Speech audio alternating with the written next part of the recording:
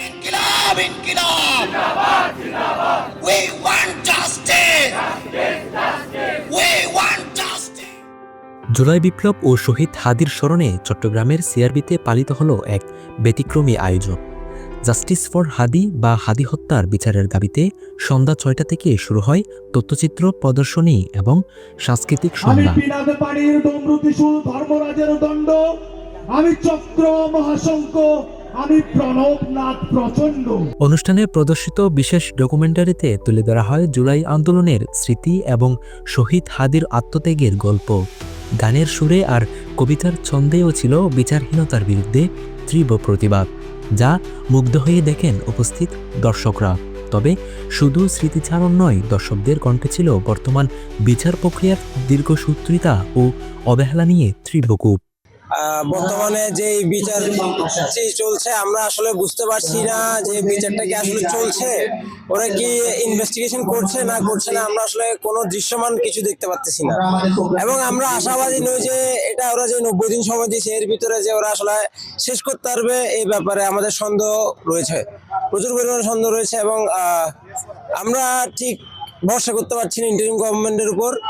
সুতরাং আমরা নির্বাচনের দিকে তাকিয়ে আছি, নির্বাচনের পর হয়তো কিছু একটা হতে পারে, আমরা এরকম চিন্তা ভাবনা করতেছি। হয়তো কিছু হবে অথবা এটা চিরতরে ধামাচাপা পড়ে যাবে। দর্শকদের স্পষ্ট বার্তা, হাদি না থাকলেও তার আদর্শ ও ভারতীয় আধিপত্যবাদের বিরুদ্ধে তাদের সংগ্রাম অব্যাহত থাকবে। শিশু থেকে বৃদ্ধ সব শ্রেণী পেশার মানুষের উপস্থিতিতে সিআরবির প্রাঙ্গণ থেকে উঠে এলো একটাই শপথ, যতদিন বিচার না হবে ততদিন শহীদ হাদিকে ভুলবে না বাংলাদেশ। আজকে হচ্ছে 36তম দিন, তো হচ্ছে এখনো আমরা হাদি ভাইয়ের হত্যার যে বিচার সেটি আমরা পাইনি। স্বাধীন সার্বভৌম দেশে এটি এতদিন দেরি হওয়া, এটা আসলে সম্পূর্ণ অযৌক্তিক এবং আমরা চাই যে প্রশাসন এটাতে অনেক বেশি অ্যাক্টিভ হওয়া দরকার। বাংলাদেশের গোয়েন্দা বিভাগ অনেক বেশি অ্যাক্টিভ হওয়া দরকার এবং হাদি ভাইয়ের যারা খুনি তাদেরকে চিহ্নিত করে প্রয়োজনে আমাদের যে আন্তর্জাতিক পুলিশ সংস্থা রয়েছে সেটির মাধ্যমে হাদি ভাইয়ের যারা খুনি ওদেরকে ভারত থেকে গ্রেপ্তার করে এনে তাদের বিচার করা উচিত। এবং আমরা এটাও আরও স্পষ্ট করে বলতে চাই, যুগে যুগে যারা এই ভারতীয় আধিপত্যবাদ সাম্রাজ্যবাদের বিরুদ্ধে কথা বলেছে তাদেরকে টার্গেট করে পৃথিবী থেকে সরিয়ে দেওয়া হয়েছে। আমাদের কথা হচ্ছে যে এটা এত দেরি হবে কেন, এই ফাঁসির এই পদ্ধতি এত দেরি কেন?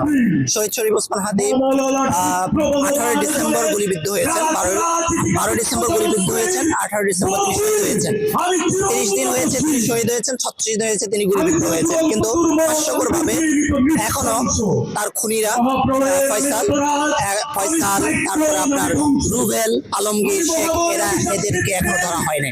শুধু এই চার্জশিট একটা, আমরা মনে করছি এই চার্জশিটটা হচ্ছে একটা তালবাহানার নমুনা। আমরা বলছি যে অতি দ্রুত, আমরা এই জন্য নাম করছি অতি দ্রুত আমরা হত্যার বিচার চাই। আমরা এখন চার্জশিট পদ্ধতি, আইনের এই যে ফাঁকফোকর, এগুলোর মাধ্যমে আমরা সন্তুষ্ট না। সাংস্কৃতিক এই আয়োজনের আড়ালে সবার হৃদয়ে ছিল একটাই আর্তনাদ, শহীদ হাদির রক্তের বিচার চাই। শিশু থেকে বৃদ্ধ সব শ্রেণী পেশার মানুষের স্পষ্ট বার্তা ছিল, তদন্তে আর কোনো কালক্ষেপণ বা অবহেলা মেনে নেওয়া হবে না। অবিলম্বে হাদির খুনিদের সর্বোচ্চ শাস্তি নিশ্চিত না করা পর্যন্ত রাজপথের এই লড়াই থামবে না, এমন দীপ্ত শপথই উচ্চারিত হলো সিআরবির এই প্রতিবাদী মঞ্চ থেকে। আমিরুল ইসলাম রাকিব, খবর 24।